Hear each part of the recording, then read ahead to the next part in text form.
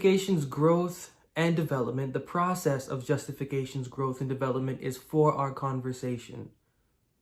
For the Bible, to the Bible's mind, the number one concern is our conversations, thoughts, and feelings. And that may be completely weird to hear because from whatever we know from within the Bible, whatever we are consuming about what the Bible is and about what its philosophy is, we are always made to believe that we, the human being, are at the center.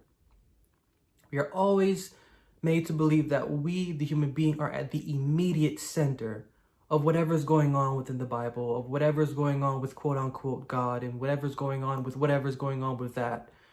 We're trained to assume that our human being is the primary concern. Stepping into the Bible, we learn something a little bit different. We learn that the concern is not necessarily primarily our human being, but firstly, our conversation. Yes, our human being is the issue. Our human being is at the center of the Bible's philosophy, but only once the conversation is made the center. Once the conversation is made the center of attraction, the object of affection, it is then that our human being is able to come into greater contact with what ought to be observed. And when it comes to our human being being the center, our human being is only the center when once our conversation's conscience begins to perform at the level that it ought. And so when we're in the Bible, we've reviewed this before, we've seen the illustrations played out, we've gone from point to point, and it's always helpful to go back. So we've seen how in the Bible, in the scriptures, that there is an illustration pointing to the fact that our conversation, if we're going to believe that John 4:24 is true, that God is a spirit, that our conversation is the number one thing that the Bible is concerned with. The Bible primarily being concerned with what is of its own nature, seeing as how the author, John 4:24, is spirit. Luke 24:39, a spirit does not have flesh and blood. So when it comes to, associating things within the Bible with things not in the Bible, we always have to allow them to remain in the context in which they are written within the scriptures. So the Bible's point of contention, although we're trained to believe it is firstly or primarily natural or our human condition, it is primarily or firstly the condition of our conversation. This is the Bible's main concern. We've spent time on it before, but at this point in time, just reviewing little bits and pieces because it ties in to the ultimate goal that our conversation is supposed to have, to the ultimate labor that our conversation is given when it honestly and sincerely passes through the course of learning given by justification. So what is our conversation? Galatians 1:13 and 14. What is our conversation? When I'm saying conversation, what is our conversation? Galatians 1 verses 13 and 14 reads, "For ye have heard of my conversation in times past in the Jews' religion, how that beyond measure I persecuted the church of God and wasted it, and profited in the Jews' religion above many my equals in mine own nation." So when we're hearing conversation, our conversation is our pattern of thought, is our pattern of behavior, according to whatever specific devotional character we have, or according to whatever specific religious character we have. Our conversation is the way in which we carry our devotional self. Our conversation is the way in which our faith's self is carried. Again, Acts 26:14 and 15, Acts 26:14 and 15. Acts 26:14 and 15 reads, "My manner of life from my youth, which was at the first among mine own nation at Jerusalem, know all the Jews, which knew me from the beginning, if they would testify that after the most straitest sect of all religion I lived a Pharisee." So here Paul again is asserting his conversation in a specific branch of thought, in a specific way that he carried his faith. Individual Paul carried his faith through the straightest sect of the Pharisee. And when it comes to our conversation, it is how we carry our conversation in the same manner. So what is our conversation in simple terms? Our conversation is the manner in which the flow of our faith is sent out from us. Our conversation is the manner of the flow in which our faith is sent out from us. How we carry our faith, in what we carry our faith, what we will maintain for carrying our faith out in and by or through, this is our conversation. This is our conversation concerning our confidence in quote-unquote God. When we're talking about our conversation, we're talking about that part of us that without us even knowing it, without us even being aware of it, guides our human being, affects our human condition, and dictates our behavior. So while we may believe that our human being is at the center, and sure, our conversation is the absolute and the undeniable center of what the philosophy within the Bible is trying to get at, because it is our conversation that dictates how we behave. It is our conversation that dictates how we think. It is our conversation that dictates how we feel.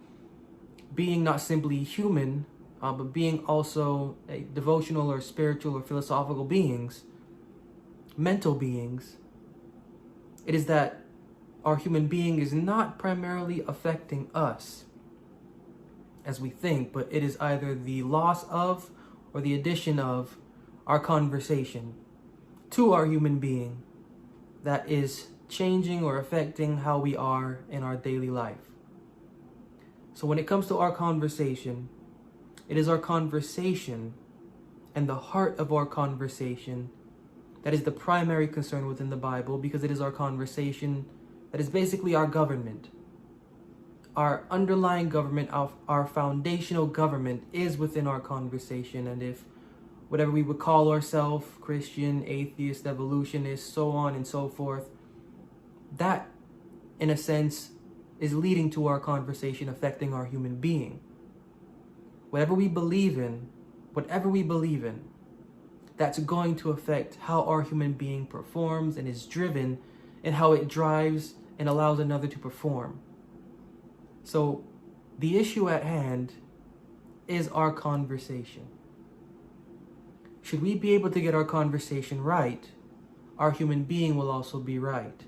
Should we be able to get our conversation laced with principles that are edifying for us and whoever encounters us, then our human being and another human being will also go through the same manner of edification to have within them, and also too within us, the same refreshing, allowing us to further the development of our conversation for becoming aware or conscious of our human being, its need, its condition, and how we can treat it.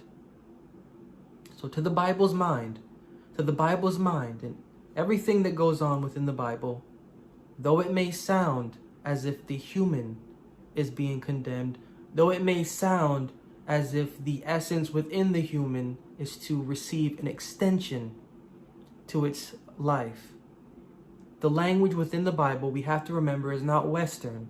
It is not Western. Western thought is self-centered. Western thought has the human being and itself at the core of everything. In the Bible, the philosophy is Eastern. The philosophy is Syrian. The philosophy has nothing to do initially with what is Western thought. When we get into the realm of the Bible and its philosophy, we're entered into a realm where the concern is not self-centered, as in the human being. The concern is centered on the self of the conversation. The concern is centered on how that self relates to the living God.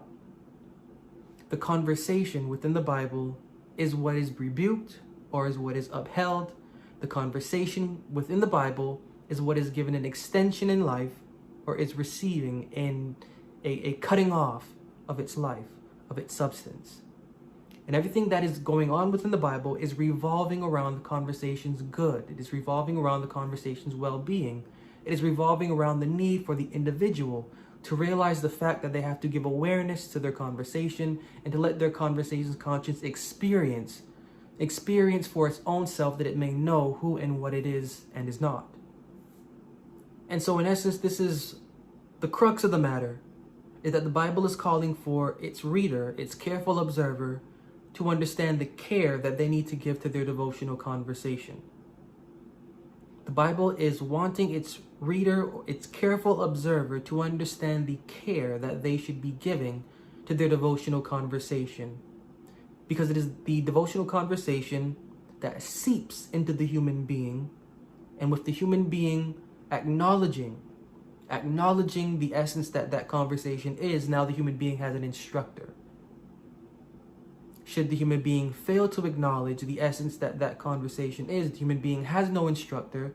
The human being will then go out to be its own instructor, and the human being will suffer destruction because it is its own instructor and it has no intelligence naturally in and of itself. We're not created that way.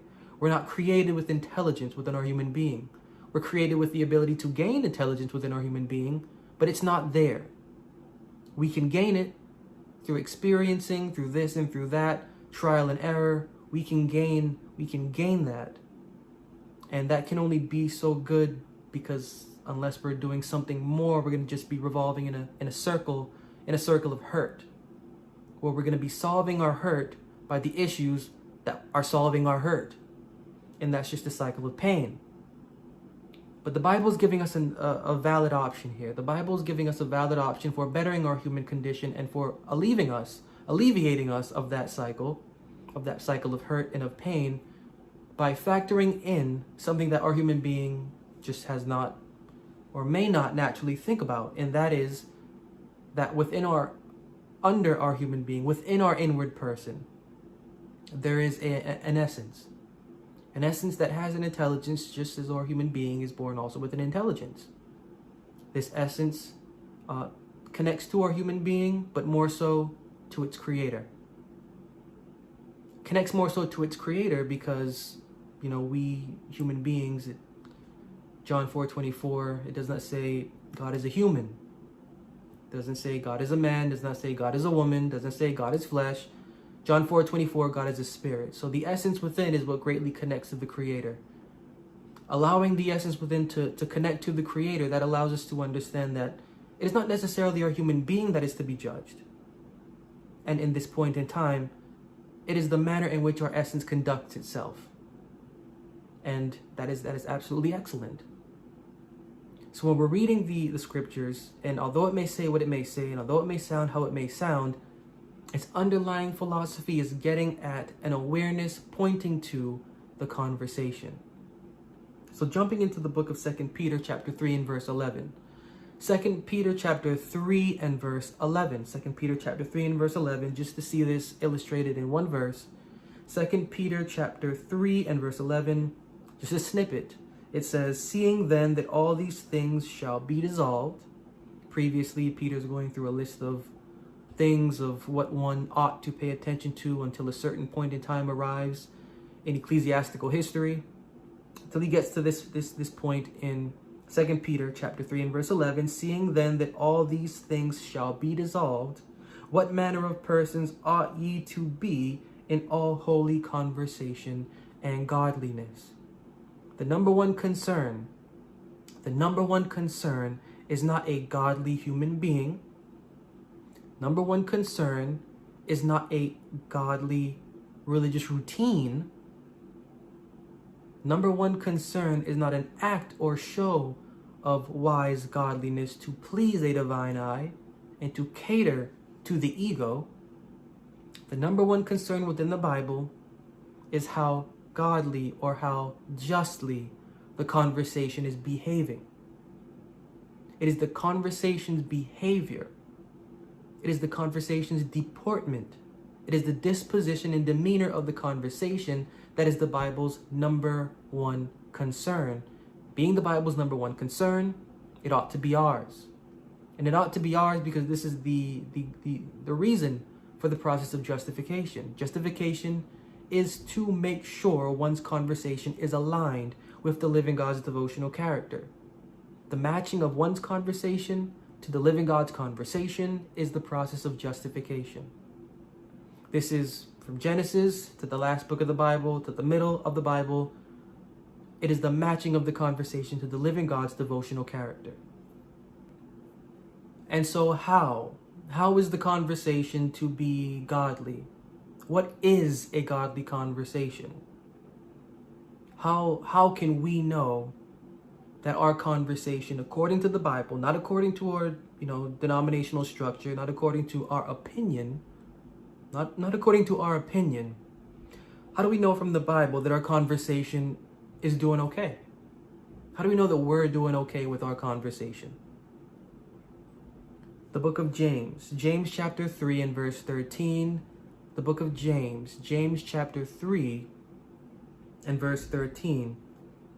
James chapter 3 and verse 13, it reads in this piece, "Who is a wise man and endued with knowledge among you? Let him show out of a good conversation his works with meekness of wisdom." Read that again, James chapter 3 and verse 13. How can we know that our conversation is all right? How can we know that our conversation is godly? Who is a wise man and endued with knowledge among you? Point number 1. Let him show out of a good conversation his works with meekness of wisdom. Point number 2, even though 2 points, still 1. We understand that our conversation is in the realm, or can be categorized as godly, as it is acting from a standpoint of knowledge and of wisdom. We can understand that our conversation is categorized among the godly, or is categorized as godly, as it acts out or performs its confidence via knowledge and through wisdom. This means that our conversation acting out through knowledge and through wisdom is not acting out a routine. This means that our conversation is not moving by the inspiration of another conscience outside of us. This means that our conversation is not moving by what it believes is just. It's not moving by what another says is right. Our conversation is godly as it performs and as it demonstrates its labor through wisdom. Demonstrating a labor through wisdom means that our conversation is obtaining and acquiring understanding of what it ought to be and what it ought to do. Understanding and acquiring what ought to be done and what ought not to be done. Our conversation is moving not by any routine given to it, not by any routine it has adopted or inherited, but it is moving by a routine that it has learned by trial and error, through fixing its thoughts and feelings on something, that something being the words within the scriptures, and on the experience of that learning, so that it can gain wisdom and knowledge to do what it ought to do. This is a good conversation. This is a conversation that is godly. Such a conversation knows what it is doing. And when it's doing what it's doing, it may not know what it's doing or what's going on, but its heart is still moving by and for the wisdom within it. It's not doing for the sake of to do. It is not hearing for the sake of just hearing. It is not wearing for the sake of just wearing. It is doing because it knows. Its knowing does not come from Pastor so-and-so, does not come from a website, does not come from something heard on an audiobook. It doesn't come from something in a magazine, a little snippet in a newspaper, newsletter, something along any of those lines. It doesn't come from what has been handwritten and passed down from mother and father. It's coming from its own experience. It's coming from its own tears in struggling to understand what these words within this book mean. The conversation that is doing good is showing out its character through the knowledge it has acquired. It is demonstrating, it is performing wisdom, and this is a good conversation. It is a good conversation because it's learning as it goes. Its actions are not dictated, its steps are not counted. Its reliance is only on the confidence that it has within concerning the living God, and its faith its faith that it will receive correction even though it does not know what is decent or indecent. This is a right conversation. So again, in essence, the right conversation is a conversation that is not regulated by routine or by handwritten religious law. Again, the right conversation is not in bondage or enslaved by handwritten religious routine or law. And this is the controversy that is within the scriptures. The controversy within the scriptures is allowing the conversation to move on from what it has traditionally inherited or adopted and remain strict to the point where it does not know who or what it is, and especially in a time of need, instead of relying on the wisdom it should be acquiring, it is definitely relying on some sort of false alleviation. Not the wisdom to alleviate, but some sort of false and hurtful, whether it is known or not, alleviation. And this is a rule in the scriptures. We can see in the book of Romans chapter 3 and verse 20. Romans chapter 3 and verse 20. Romans chapter 3 and verse 20 reads, "Therefore by the deeds of the law there shall no flesh be justified in his sight." And the issue is justification. The issue is justification. And here we have scripture plainly letting us know that justification ought not to be thought of coming from what is handwritten or from what is routine. This is not a right. This is an ungodly conversation that is taking its justification from what is handwritten religious law. Again, Galatians 3 and verse 11.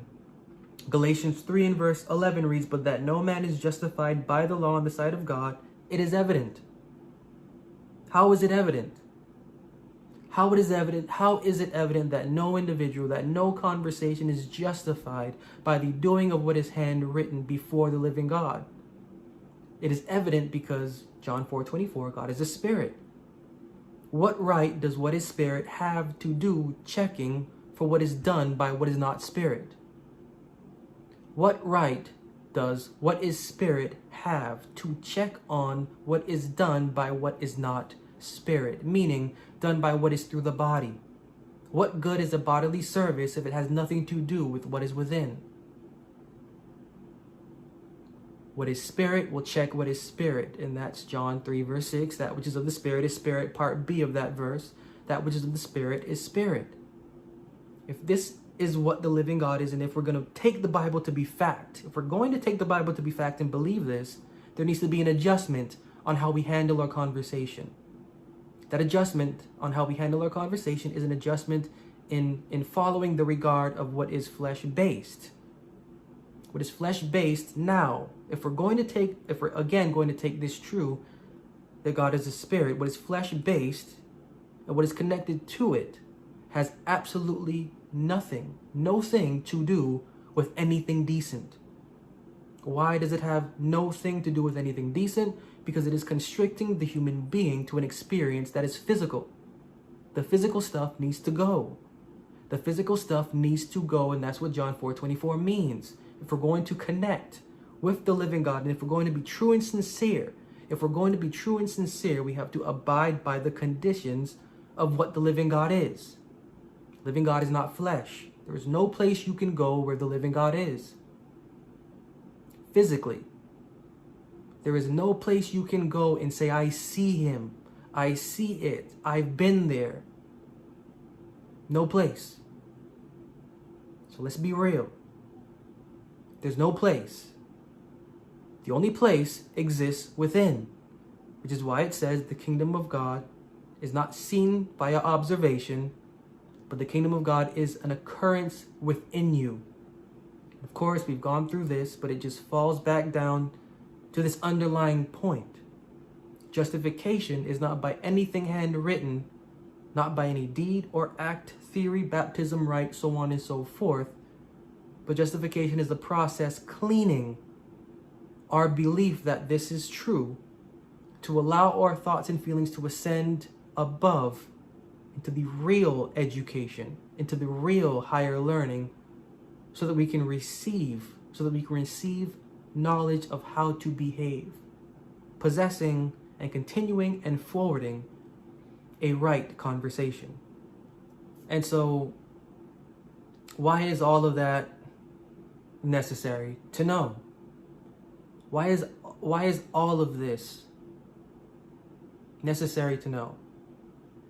It's necessary to know because if we can withstand the confusion, if we can withstand the sorrow of not understanding what we ought to understand about ourselves and about the scriptures and about the living God's devotional character, if we can withstand that loss, and that's exactly what it is. It just makes me think about the one of the chapters in the next book that I'm publishing is called Loss. This next book, entitled A Faith That Works, it's going through this very experience of justification, how it is to lead to the labor of charity, and how that labor of charity, how it connects back to the loss that one needs to suffer in order to get to that point. And so the loss that one needs to embrace is actually a gain. That's why it says, he who will lose his life will gain it unto life eternal. This he, again, is not personal as an individual. This he is in reference to the conversation. The same way we would call a car a he or a she, same way we would give genders to specific objects, the Bible does the same to its philosophy. The Bible does the same to the conversation. The Bible does the same to churches. So long as our conversation is willing to lose itself in its experience, it will gain knowledge of itself to continue its experience, needing nothing and no one, and that's the point. The point is to have an experience that is as living as our heart beats within us. We don't control our heartbeat. We couldn't tell our heart to stop. As long as we tried, it'll never happen. Our heart goes. The way our heart goes is the same way our faith's condition ought to go, and our conversation ought to regulate our human being. Same way our heart goes, the same way our conversation ought to regulate our human being. We don't know as the heart is going. We should not know as our conversation is going. This is the process of justification and letting go the control we would have over our conversation and over its experience to let the living God work. As our heart works and we don't control it, to let the conversation go and let it be with the living God for it to work on its own for our human being. Can we do this? Should we do this? We will be welcomed to a labor of love in which charity, true charity, is the center.